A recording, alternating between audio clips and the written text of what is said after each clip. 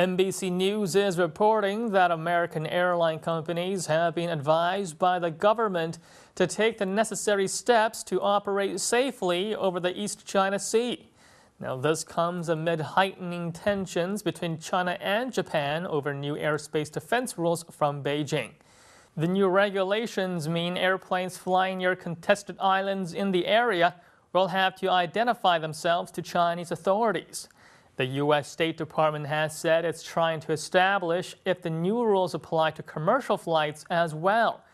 But in the meantime, all operators are being asked to be careful and do everything they can to stay safe. The U.S. has already gone against the new rules this week after two unarmed B-52 bombers went through the airspace. The BBC, meanwhile, has reported that the two U.S. planes have been monitored by China, while the Pentagon reportedly said that it had followed normal procedures in sending the two planes without filing flight plans with China.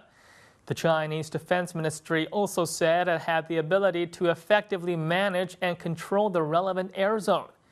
U.S. State Department, however, said that it does not apply its own air defense identification zone to foreign aircrafts, and neither should others. And now let's take a look at what Chinese internet users had to say about this story. Is an air defense identification zone so serious? If that's true, what if two countries' air defense identification zones have an overlapping area? Will that lead to war? Probably not a war. A good conscience is a good pillow. Americans are always thinking that others want to attack them. Every American airline should present a flight plan to China, or nobody will be responsible for shooting down their planes. Just like what we've discussed before about being incapable of modesty and our need to put on a hardcore face in front of America and Japan, the truth shows now. The games between big countries are just getting started. U.S. Vice President Joe Biden is expected to be in Beijing this week, and is reported that this issue will be raised during the visit.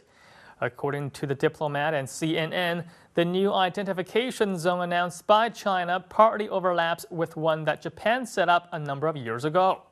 Now, The Guardian has also reported that China sent its own planes into the airspace of the East China Sea, and both the Japanese and South Korean military also did this without informing Beijing.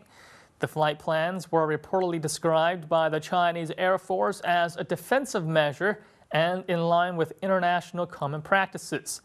Experts have also been quoted saying that an armed Japanese aircraft flying through the zone could force the Chinese Air Force to take action.